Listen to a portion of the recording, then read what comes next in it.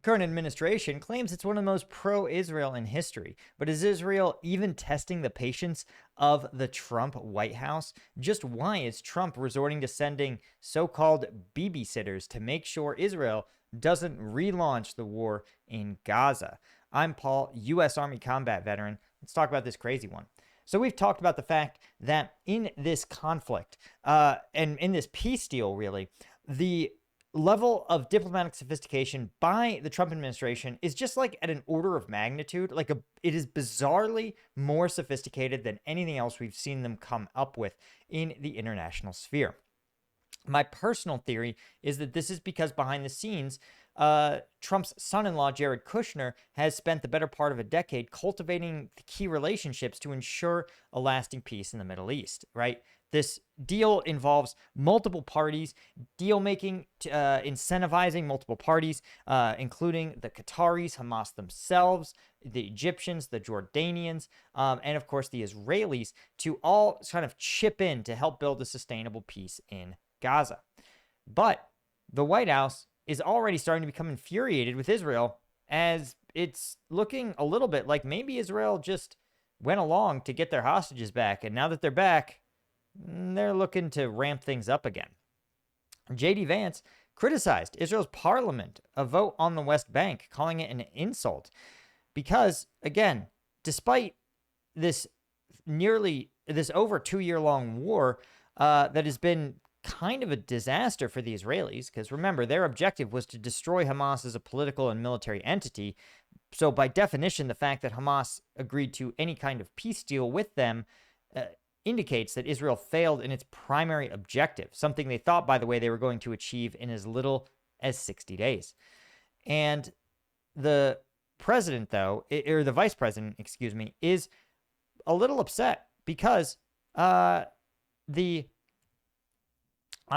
Israeli parliament, essentially, that it was took a vote to annex the West Bank, or at least to authorize the annexation of the West Bank. Now, this is important because the occupied West Bank is a area that Hamas does not control, and Israel's stated objective of going into Gaza was to eliminate Hamas. So if by definition the people who didn't do October 7th are also going to get annexed by the Israeli military, then it's fair to say that the Israeli intention never really was about hitting Hamas in the first place. And that's why even Vance himself is saying that this is an insult, right? He said, quote, "I personally take some insult to it." Vance said, "The policy of the Trump administration is that the West Bank will not be annexed by Israel." He said he hopes it's just a political stunt and a very stupid one. Now, again, the insane part is that the U.S. has pulled out all the stops to try to make this peace deal happen. And, right, they have put 200 of their own troops working alongside the Israeli military and delegations from other countries to plan a stabilization and reconstruction campaign within Gaza. The U.S., of course, trying to get other allies, other Gulf nation states to create an international stabilization force deployed in Gaza and to train a Palestinian police force, right? He said, Rubio said, "We'd like to see a Palestinian police force in Gaza that is not Hamas and that are going to do a good job, but they still have to be trained and equipped." Rubio also was criticized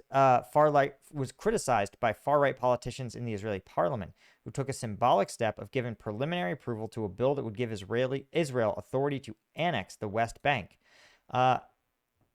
Again, the bill passed narrowly, and it's unclear whether it's going to achieve the majority it needs in the parliament, and Netanyahu could still delay or defeat the bill if necessary. So this is a far cry from it's happening.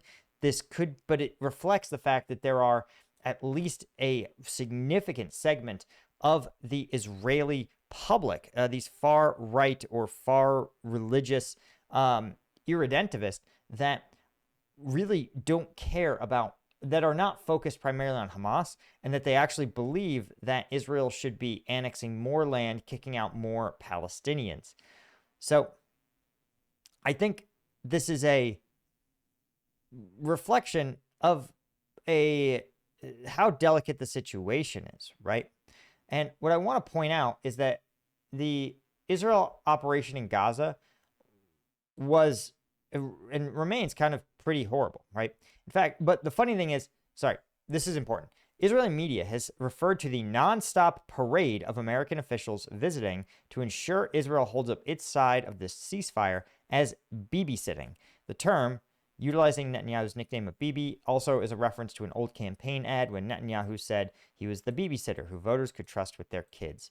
Of course, the irony of being like, wow, I love and care for kids, is pretty funny because now that the ceasefire is intact, for the first time, Palestinians can be medically evacuated from Gaza. That's because, of course, every single Gazan hospital has been destroyed. And prior to this, wounded Gazan civilians could be treated in Israeli hospitals. But after October 7th, the Israelis said, no, our medical system is Israeli only.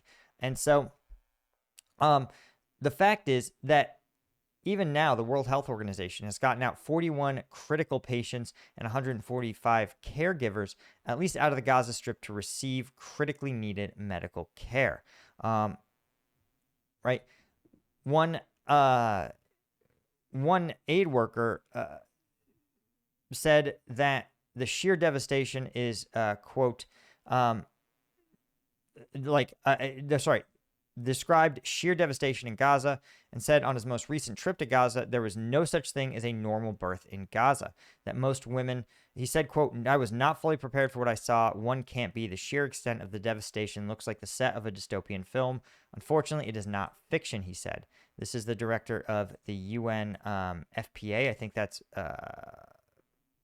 either a population fund or a subset of the World Health Organization. Right? Saberton added that Palestinian women cannot get access to a hospital at all. They often don't have access to a private space in a tent. We have stories of women giving birth in rubble on the side of the road. This is an unbelievable level of devastation. As of course we've talked about, that international journalists have not been allowed into Gaza. The Foreign Press Association has had to contract Gazan journalists who were essentially trapped there, and over 200 of those were killed in the course of this war. But Israel says after striking Hamas targets, after Hamas violated the ceasefire, both sides say the other one violated the ceasefire. But Israel says, okay, it's decided ceasefire back on and is resuming aid to Gaza after its airstrike killed 26 people inside the Strip. Right? President Trump said the ceasefire he brokered was still in place. Hamas leadership, he said, may not be involved in the violations. He said, quote, we think maybe the leadership isn't involved in that. This is based on Hamas's statement that essentially because they've been so degraded, they don't actually have that much control over their fighters, and that individual cells of fighters may be trying to continue the fight or even try to destabilize the peace. We saw something similar in the 90s in Ireland, where even if the majority of the IRA disarmed and entered the political process peacefully, a subset of hardcore radicals actually splintered off from them and continued the fight. And the goal of those hardcore radicals was actually to convince people that they really were the IRA, and that the IRA, who was sincerely interested in peace, was actually secretly behind these attacks. And the idea was to, again, continue the fight because they believed that they had not yet achieved their goal of Irish independence. The fear is that there might be fighters either within Hamas operating without orders who say, no, Gaza isn't free. We have to continue to fight the Israelis, and we want to work to ensure this peace falls apart. So again, Trump is trying to thread the needle and say it's going to be handled toughly but properly. Trump said he didn't know whether the Israeli strikes were justified. He said, I'd have to get back to you on that, which is code for probably not, but I don't want to admit it. But at least aid to Gaza is getting back in. And, I think, again, my concern at this point remains less about combatants and more about the safety and security of civilians. Again, JD Vance said there were about 40 different cells of Hamas and no security infrastructure in place to confirm their disarmament. He continued, quote, some of those cells will probably honor the ceasefire. Many of those cells, as we saw some evidence of that today, will not. But before we can ensure Hamas is properly disarmed, that's going to require some Gulf Arab states to get in there, apply some law and order and security keeping on the ground. So it is a fragile ceasefire to say the least. But again, both parties are at least paying lip service to their commitment to adhere to it in Gaza. But there's, again, growing evidence that perhaps it's more of a pause in the fighting than a real cessation of hostilities. It's probably going to depend a lot on the Gulf states' willingness to be involved.